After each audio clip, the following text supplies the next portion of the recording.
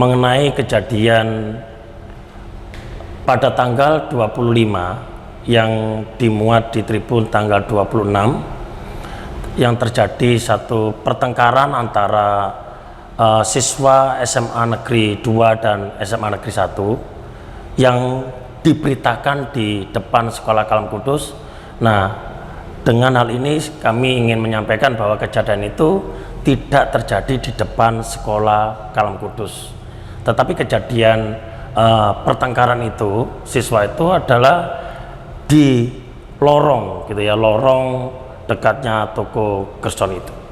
Nah, berkaitan dengan ini maka kami menghimbau kepada orang tua dari Sekolah Kristen Kalam Kudus tidak usah risau bahwa kejadian itu tidak menyangkut anak didik kami atau siswa-siswi Kalam Kudus, dan kami juga menghimbau gitu ya, Bapak Ibu juga boleh memberitahu anak-anak atau sama-sama supaya tidak mereka ikut di dalam pertengkaran pelajar gitu ya. Dan kami sebagai guru maupun keluarga besar Sekolah Kristen Kalam Kudus sangat-sangat menghimbau anak-anak supaya tidak juga terjadi pertengkaran di luar sana.